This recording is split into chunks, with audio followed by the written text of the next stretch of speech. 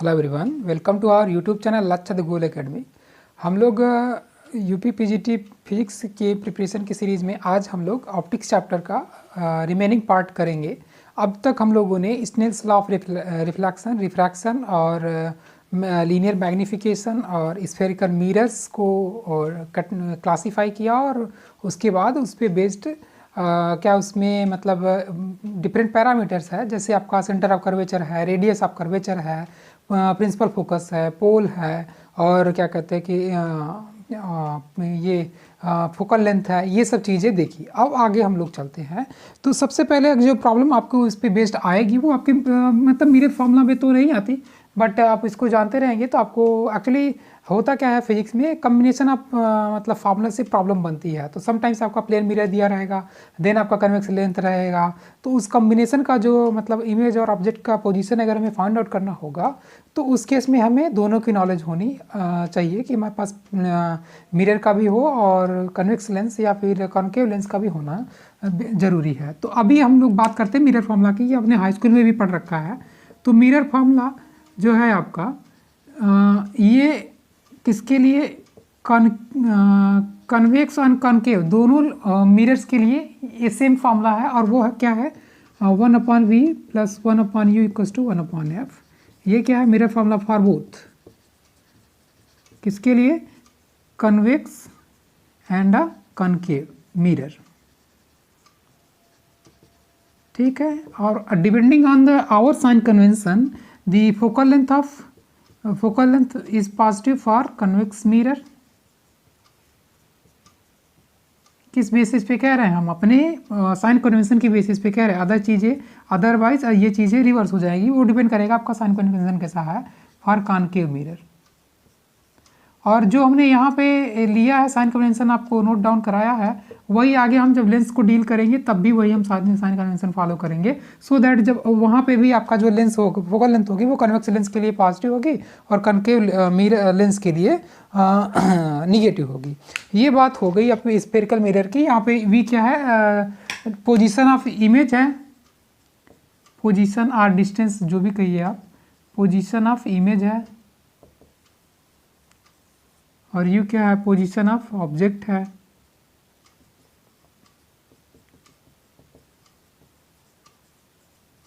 ठीक है, और ये एफ क्या है, वही आपका फोकल लेंथ, ये सिंपल सा फोकल लेंथ। ठीक है, ये बात हो गई मिरर फार्मूला के लिए। अब हम लोग आगे बात करने चल रहे हैं formula of refraction for spherical surface के लिए। स्फेरिकल कन्वेक्टिव सरफेस और कन्वेक्स सरफेस दोनों के लिए हम बात करेंगे, बट उसमें से किसी एक के लिए हम डेरिवेशन देख लेंगे। और डेरिवेशन देखना इसलिए ज़रूरी है कि एक्चुअली आपकी जो अंडरस्टैंडिंग है उसमें ज़्यादा थोड़ा सा बेटर हो जाएगी, और बाकी आगे वाले को हम जस्ट स्टेटमेंट उसका दे करके आगे बढ़ जाएंगे और देन उस पर बेस्ड हम लोग प्रॉब्लम करना सीखेंगे। तो अभी आप जस्ट देखिए फार्मूला ऑफ रिफ्रैक्शन।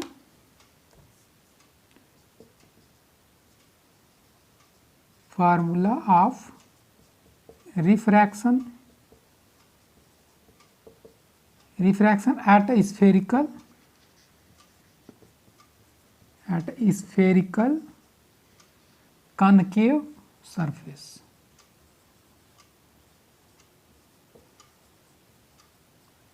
अब हम इसकी बात कर लेते हैं कॉन्केव सरफेस के लिए, स्फेरिकल। अब इसके लिए सबसे पहले वही आपका साइन कन्वेंशन वही है जो कि हमने आपको पहले लेक्चर्स में लिखा रखा है, सेकेंड लेक्चर में ऑप्टिक्स के लिखा रखा है। तो ये मान लीजिए आपका कोई स्फेरिकल कॉन्केव सरफेस है, यहाँ पे इसका क्या है, ये प्रिंसिपल एक्सिस है। ठीक है, प्रिंसिपल एक्सिस है या मतलब जो सेंटर से पास करेगा वो ऑब्वियस चीज, वो आपका क्या है, प्रिंसिपल एक्सिस है। यहाँ पे कोई आपका ऑब्जेक्ट रखा हुआ है, और ऑब्जेक्ट रखा हुआ है तो यहाँ से चलने वाली रेज कुछ यूँ जाएंगी। अच्छा, इसका जो मीडियम है वो रिफ्रैक्टिव इंडेक्स n1 ले लेते हैं और इसको n2 ले लेते हैं। तो ये रेयर मीडियम है, एयर का मीडियम है, ये डेंसर मीडियम है, तो इसको हमने n2 ले लिया है। यहाँ पे क्या है आपका n2 is greater than n1 है। ठीक है, चूँकि भाई वो कनकेव सरफेस है, स्फेरिकल कनकेव सरफेस है। अब रे को इधर जाना था, ठीक है, बट आपको अगर ये नॉर्मल है, हम ये कहें कि आपका ये नॉर्मल है, ठीक है, ये नॉर्मल है, तो अब ये नॉर्मल है तो ये नॉर्मल यहाँ पे कहाँ पे होगा, एक आपका सेंटर ऑफ कर्वेचर होगा इस कर्वेचर के लिए, सेंटर ऑफ कर्वेचर है। और देन तो अब नॉर्मल है, बट अब किधर मुड़ जाएगी भाई, डेंसर मीडियम मूव करे तो ये नॉर्मल की तरफ मुड़ जाएगी। इट मीन्स कुछ इस तरीके से इसका पाथ हो जाएगा। अब हम इसको पीछे बढ़ाएं तो यहाँ कहीं पे ये मीट करेगा, और जहाँ पे ये मीट करेगा हम उसको बोल देते हैं कि ये क्या है, आपका आई है।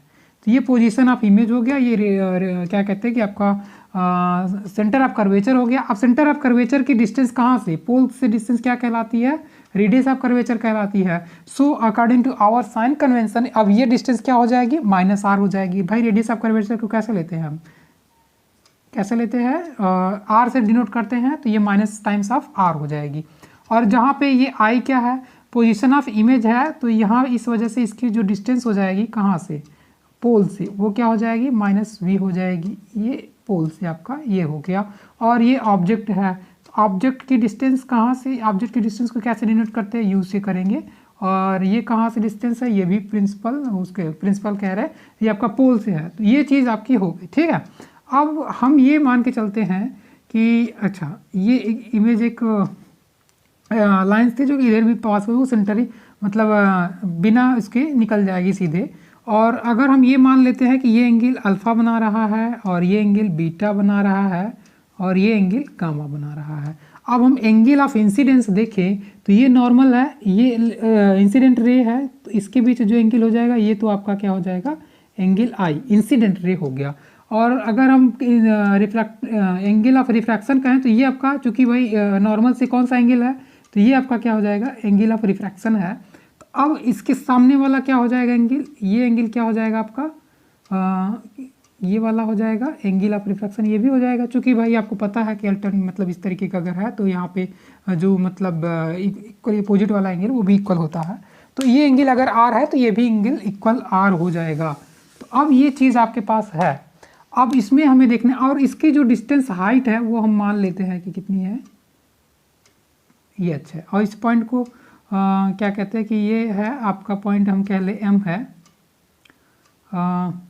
कोई भी पॉइंट आप दे दीजिए, इसे m दे दीजिए और इसे आप p कह लीजिए, ठीक है। और यहाँ पे एक अजम्पशन ये है कि जो आपका जो ये p है, p2 आपने जो नॉर्मल डाला है इस लाइन पे, pm है, और यहाँ पे जो ये सेपरेशन है वो निग्लेजिबल है। एक्चुअली mp यहाँ पे निग्लेजिबली स्मॉल है, तो इससे क्या हो जाएगा, इससे ये हो जाएगा निग्लेजिबल है, mp क्या है यहाँ पे, निग्लेजिबल।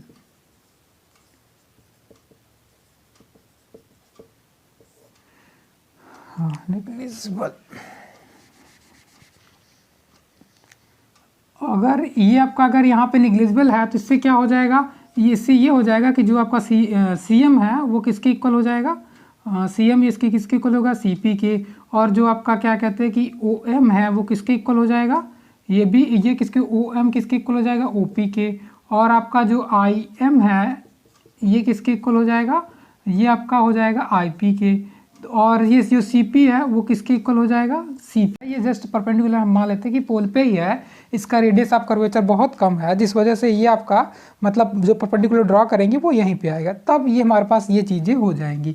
अगर OM रहेगा तो हम CP हो जाएगा, और सॉरी ये CM है तो ये CP हो जाएगा, और OM है तो OP हो जाएगा, IM है तो IP हो जाएगा, CP है तो CM है तो CP हो जाएगा। क्योंकि ये आपके डिस्टेंस निग्लेजिबल है तो ये बात हो जाएगी, ठीक है। अब क्या है, अब आगे ये देखिए ना है, अच्छा इस चीज़ को आप रखे रहिए। उसके बाद आगे ये देखना है कि अगर हम देखिए बात करें इन ट्रायंगल, इस इन ट्रायंगल OPM में देखें, इन ट्रायंगल OPM में अगर हम बात करें, O है, P है, M है, तो इसमें क्या बात करें, ये आपका जो angle alpha plus i equals to gamma होगा, ये इस वजह से होगा alpha plus i equals to gamma. ये चूँकि आपका एक एंगल ये हो गया, एक एंगल ये हो गया, आपको पता है मतलब एक किसी भी ट्रायंगल के तीनों एंगल का सम कितना होगा भाई, 180 डिग्री होगा। ये अगर अल्फ़ा है, ये प्लस ये आई है, और ये अल्फ़ा है, तो अब ये कितना होना है, 180 माइनस अल्फ़ा प्लस आई हो जाएगा। और ये आपको पता है वो 180 होता है, तो अगेन जब 180 से माइनस करेंगे तो यही आपका गामा क्या निकल के आ जाएगा, अल्फ़ा प्लस आई आ जाएगा। तो ये कोई बड़ी बात नहीं है, आपको जो sum of angles of triangle की प्रॉपर्टी यूज़ कर लेनी है, जिसमें कि आपका angle A plus angle B plus angle C equals to 180 degree होता है। तो एंगल सी का मान निकाल सकते हैं। तो यही चीज़ है यहाँ पे। तो यहाँ से अगर हम आई देखें आपका क्या आ जाएगा, I equals to gamma minus alpha. ये आपका इक्वेशन 1 हो गया। और इस ट्रायंगल किस में देखें, in triangle I P C में देखते हैं। तो आई पी सी में क्या हो जाएगा, इन ट्रायंगल आई पी सी, इसमें क्या हो जाना है, ये आपका एंगल बीटा है, ये आपका आर है, ये गामा है। तो इस केस में आपका क्या हो जाना है, beta plus r equals to gamma. Gamma का यहाँ पे मतलब राइट साइड वाला जो पोर्शन है वो यहाँ पे बेंड कर देते हैं, बाकी आर को ऐसे लिख लेते हैं। तो यहाँ से आपका आर क्या हो गया, r will be gamma minus beta. तो ये आपका इक्वेशन सेकेंड हो गया। ठीक है। Now at point P from Snell's law क्या हो जाएगा, एट पॉइंट पी यहाँ पे क्या होने जा रहा है, sine i by sine r equals to कितना, n2 by n1। That means n जो है आपका, तो यहाँ से हमें क्या मिल गया, n1 times of sign i और n2 times of sine r. But here i and r is very small quantity, so here I is very small, I and R both are very small,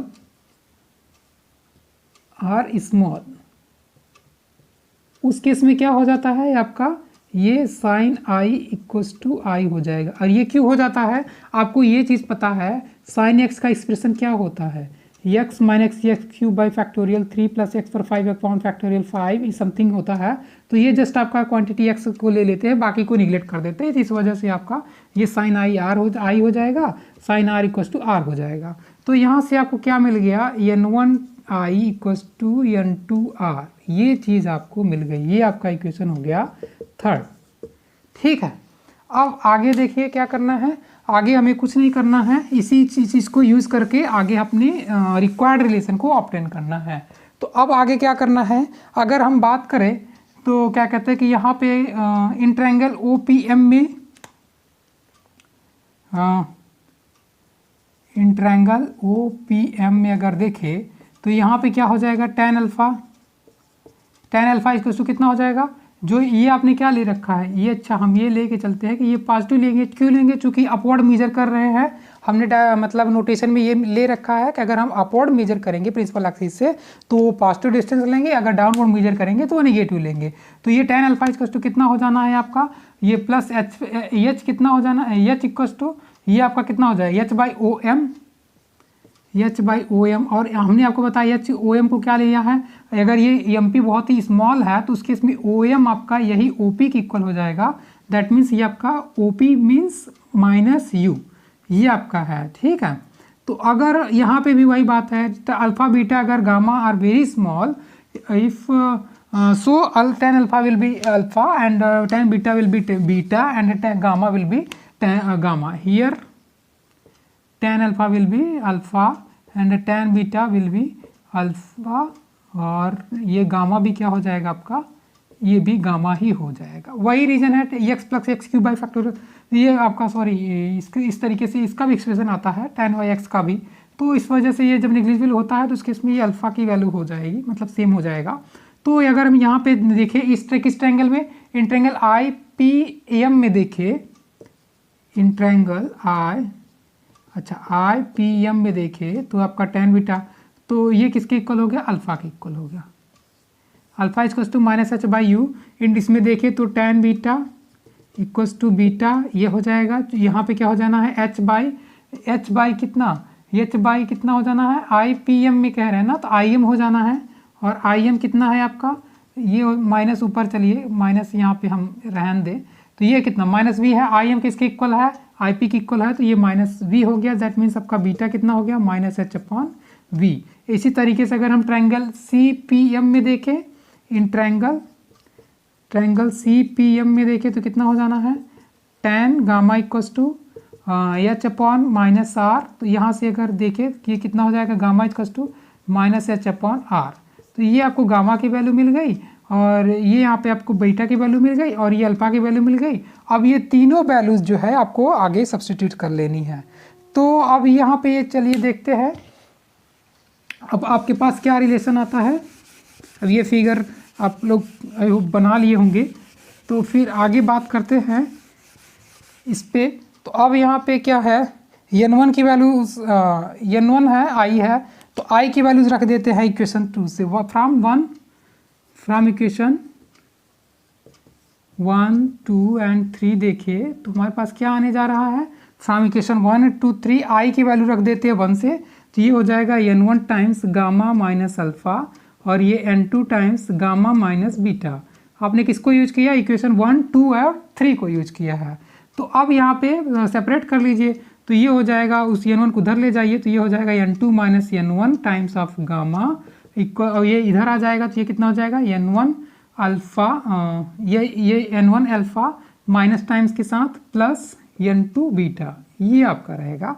अब क्या है, gamma की value रख दीजिए। Gamma की value कितनी है आपकी, ये माइनस एच अपॉन आर है, तो ये minus times of n2 minus n1 by r, और यहाँ पे कितना h, और यहाँ पे माइनस n1 है तो n1 अच्छा लिखा रहने दीजिए, ये क्या हो जाएगा h अपॉन अल्फ़ा की वैल्यू कितनी है, माइनस u है, तो ये माइनस u हो गया, और कितना ये n1 है, और इसके बाद यहाँ पे कितना आपका प्लस n2 और ये h रहेगा डिवाइडेड बाय माइनस v। अब क्या करिए, माइनस से दोनों साइड डिवाइड कर देंगे तो आपको क्या मिल जाएगा, n2 by v minus n1 by u equals to n2 minus n1 by are.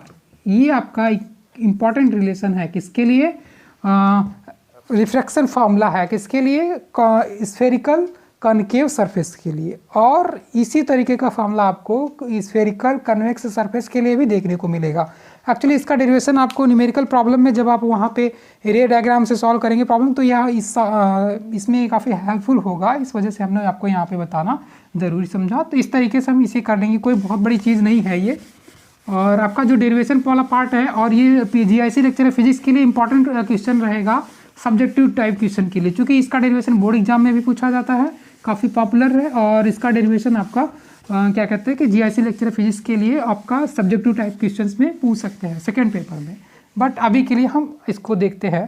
तो अब ये हमारे पास रिक्वायर्ड जो रिलेशन है वो आ गया। अब हम यहाँ से इसको रीअरेंज करके लिखे, now divide by n1 on both side, तब आपको यहाँ पे क्या मिल जाएगा, n2 by n1 minus by B, यहाँ पे n1 बाई, चलिए भाई यहाँ पे डिवाइड कर लेते हैं, तो यहाँ पे कितना हो जाएगा, n2 बाई n1 यहाँ भी कर लिया, n1 बाई n1 यहाँ भी कर लिया, एंड देन r। तो यहाँ से आपको क्या मिल गया, ये क्या है आपका nv minus 1 by u equals to n minus 1 divided by r। ये आपका क्या रिलेशन है, जहाँ पे आपका क्या है, where n is your n2 by n1 refractive index of the जो आपका कनकेव सरफेस है, उसका रिफ्रैक्टिव इंडेक्स है विद रिस्पेक्ट टू एयर, जिस भी मीडियम में रखा रहेगा। अगर वो ग्लास में वाटर में रखा गया है तो वो मतलब n2 बाई na होगा, सॉरी nw होगा, it means refractive index of the concave surface with respect to water. ये भी क्वेश्चन आता है कि आपका फोकल लेंथ f अगर है, अगर उसे किसी वाटर में डिप किया जाता है तो उसका फोकल लेंथ कितना हो जाएगा किसी लेंस का, तो उसमें रिफ्रैक्टिव इंडेक्स वाला ही फैक्टर है, वहाँ पे लेंस मेकर्स फार्मूला से करेंगे। बहुत ही अच्छी प्रॉब्लम आती है कि भाई मान लीजिए आपका किसी कोई लेंस है, कन्वेक्स लेंस है या कनकाव लेंस है, और उसके बाद अगर उसको हम एयर में उसका रिफ्रैक्टिव मतलब फोकल लेंथ कुछ है, और उसके बाद जब उसको किसी वाटर में डिप किया जाता है जिसका रिफ्रैक्टिव इंडेक्स नोन है, तो फिर उसका फोकल लेंथ क्या हो जाएगा, कितने चेंजेस होंगे, क्या होगा, तो वो हम बता पाएंगे। अब हम आगे बात करते हैं। अच्छा, तो यही फार्मूला सेम इस किसके लिए आता है, कन्वेक्स सरफेस के लिए भी वही फार्मूला, सेम फार्मूला आपका वैलिड होता है। यही चीज़ जिस तरीके से ये वहाँ पे आपको मिरर फार्मूला दोनों मिरर के लिए काम करता है, spherical mirror sorry mirror formula किसके लिए, कनकेव मिरर और कन्वेक्स मिरर के लिए, उसी तरीके से यहाँ पे जो आपका फार्मूला ऑफ रिफ्रैक्शन है एट स्फेरिकल कन्वेक्स सरफेस के लिए भी वही फार्मूला वर्क करता है। अब हम लोग आगे बात कर लेते हैं स्फेरिकल लेंसेज के बारे में। एक्चुअली अभी आपने स्फेरिकल मिरर की बात की, अब हम लोग स्फेरिकल लेंसेज की बात कर लेते हैं। स्फेरिकल लेंसेज, स्फेरिकल लेंसेज, तो स्फेरिकल लेंसेज में मेन आपका वही क्या कहते हैं कि कन्वेक्स है, मेन टाइप का, दो टाइप के, कन्वेक्स और कनकेव, ठीक है। और इसमें एक दो आपको जो और पढ़ने हैं वो प्लेनो कॉन्वेक्स। एक्चुअली यहाँ पे इंपॉर्टेंट है इसका जो रेटिंग, एक्चुअली सब इन दोनों लेंसेज के लिए दो R1 R2 एग्जिस्ट करेगा, दो रेडियस ऑफ कर्वेचर एग्जिस्ट किया करेगा, ठीक है। और इंटरेस्टिंग प्रॉब्लम आती है, मान लीजिए आपका लेंस का कुछ फोकल लेंथ है बस उसे रिप्लेस किया गया किसी प्लेनो कॉन्वेक्स लेंस से, तब क्या होगा उसका फोकल लेंथ ये सब की। यहाँ भी R2 R1 एग्जिस्ट करेगा, बट उस केस में R1 क्या हो जाता है, इस केस में इन्फिनिटी हो जाता है। क्यों हो जाता है उसका डायग्राम आप देखेंगे तो समझ में आ जाएगा। इसी तरीके से होता है क्या, प्लेनो कॉनकेव, प्लेनो कॉनकेव। ये तो आपके जो 4 टाइप्स ऑफ मतलब लेंसेज है, एक्चुअली और भी है 2-4, बट आपको जो न्यूमेरिकल प्रॉब्लम करनी है वो इसी पे करनी है। अब हम आगे बात कर लेते हैं आपका principal foci of spherical lenses. तो जस्ट एक छोटी सी चीज़ है, ये प्रिंसिपल फोकस देख लेते हैं, उसके बाद हम लोग आगे आने वाली चीज़ें हम लोग नेक्स्ट लेक्चर में करेंगे। तो उसके पहले हम लोग कन्वर्जिंग और डाइवर्जिंग नेचर देख लेते हैं लेंसेज का, स्फेरिकल लेंसेज का। एक्चुअली उसके पहले चाहे तो आप प्रिंसिपल फोकस वाला ही देख लेते हैं कि आपके एक्चुअली वहाँ पे मिरर में आपने एक चीज़ पढ़ रखी है प्रिंसिपल फोकस के केस में, बट यहाँ पे स्फेरिकल लेंसेज के लिए आपके दो फोकस आपको हमने वहीं पे बताया था कि आपको लेंसेज के लिए 2 फोकस एग्जिस्ट करेगा। एक को फर्स्ट फोकस बोलते हैं, दूसरे को क्या बोलते हैं, सेकेंड फोकस बोलते हैं। तो इनका डिफिनीशन और इनका कॉन्सेप्ट आपके पास होना चाहिए, क्योंकि इस पर बेस्ड प्रॉब्लम आ सकती है। और जो प्लेन इन फोकस को कंटेन करता है वो क्या कहलाता है, फोकल प्लेन कहलाता है। ये आपका मान लीजिए क्या है, 2 कन्वेक्स लेंसेस हैं और ये क्या है, कनकेव लेंस। ठीक है, तो प्रिंसिपल फोकस क्या होता है, प्रिंसिपल फोकस प्रिंसिपल एक्सिस पे वो पॉइंट होता है जिससे चलने वाली रेस रिफ्रैक्शन के बाद क्या हो जाती है, पैरेलल हो जाती है, या तो इनफाइनाइट से आने वाली रेज आफ्टर रिफ्रैक्शन वो किसी पॉइंट पे, किस पॉइंट कहाँ पे है, प्रिंसिपल एक्सिस पे है, उस पे मीट होती हुई प्रतीत होती हैं। मान लीजिए अगर आपका कोई पॉइंट यहाँ पे है, तो यहाँ से अगर आपका ये क्या कहते हैं कि ये है इसका उसके बाद यहाँ से चलने वाली रेस उसके बाद क्या हो जाएंगी, ये पैरेलल हो जाती है। और ये क्यों हो रही हैं आपको इसका अलग नेक्स्ट लेक्चर में हम बताएंगे कि इसका डाइवर्जिंग कन्वर्जिंग रिलेशन किस तरीके से वर्क करता है, और वो भी सिंपल सा आपका डिस्क्राइब हो जाएगा। तो ये की लेंस अगर इस पॉइंट से अगर ये किसी एक एक्चुअली प्रिंसिपल हर एक लेंस के लिए एक प्रिंसिपल एक्सिस पे एक ऐसा पॉइंट एग्जिस्ट करेगा कन्वेक्स लेंस के लिए जिससे चलने वाली रेज क्या हो जाएंगी, पैरेलल हो जाएंगी, और ये आपका क्या कहलाएगा, फर्स्ट फोकस कहलाएगा, जिसे हम एफ से कह ले। तो ये आपका एफ हुआ, F1 कह ले, फोकस उसके लिए है। और यहाँ पे क्या है कि इनफाइनाइट से आने वाली रेज जो है आफ्टर रिफ्रैक्शन क्या हो जाएंगी भाई, ये तो इधर चली जाएंगी, पैरेलल हो जाएंगी, और ये है ये पैरेलल हो गई आपकी रेस। ठीक है, बट ये ऐसा फील होगा कि आपको यहाँ पे मीट करेंगी। तो ये जो आपका पॉइंट होगा वो क्या होगा, इस लेंस की कनकेव लेंस के लिए क्या होगा, फोकल लेंथ होगा, और ये आपका क्या हो जाएगा, F1। ठीक है, ये हो गई फर्स्ट फोकस की बात हो गई, फर्स्ट फोकस। हम सेकेंड फोकस की बात करें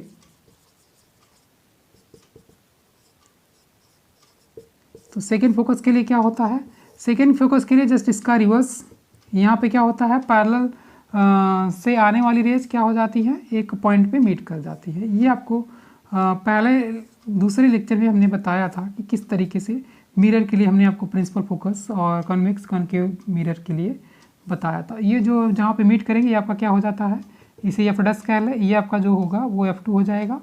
तो और इसी तरीके से इस केस के लिए भी है आपका, ये आने वाली रेज इस तरीके से जाएगी क्योंकि ये पैरेलल हो जाएगी, तो भाई वही जस्ट रिवर्स केस है। तो ये निकल जाएंगी इस तरीके से, क्यों ऐसा निकलेंगी, डाइवर्जिंग नेचर ऐसा क्यों है आपको नेक्स्ट लेक्चर में बताएंगे थ्रू इमेज डायग्राम के थ्रू। तो ये आपका क्या है, F' है, इस केस में इधर आ जाएगा इसका, तो ये आपका क्या हो गया, सेकेंड फोकस हो गया। तो इस तरीके से आप देख रहे हैं कि किस तरीके से कब इसका फर्स्ट फोकस पॉजिटिव है, कब इसका फर्स्ट फोकस मतलब पॉजिटिव, कब इसका फर्स्ट फोकस नेगेटिव, कब इसका फर्स्ट फोकस पॉजिटिव, कब इसका सेकेंड फोकस पॉजिटिव, कब इसका सेकेंड फोकस नेगेटिव। बाकी अब आज के लेक्चर में इतना है, बाकी हम लोग नेक्स्ट लेक्चर में लेंस मेकर्स फार्मूला और फिर कम्बिनेशन ऑफ 2 लेंसेज को, उनके बाद उसके फोकल लेंथ के लिए फार्मूला का जो डेरिवेशन है और उस पर बेस्ड प्रॉब्लम करेंगे। तो अभी जो कैंडिडेट इस चैनल पे नए हुए हैं तो वो क्या कहते हैं कि नीचे दिए गए डिस्क्रिप्शन लिंक में जो कॉन्टैक्ट नंबर है आप कॉन्टैक्ट कर सकते हैं अगर आप इंटरेस्टेड हो, एडमिशन लेना चाहते हैं तो। और अगर आपको वीडियो अच्छा लगा हो तो आप चैनल को सब्सक्राइब करिए और लाइक करिए। आज के लिए इतना ही, थैंक यू।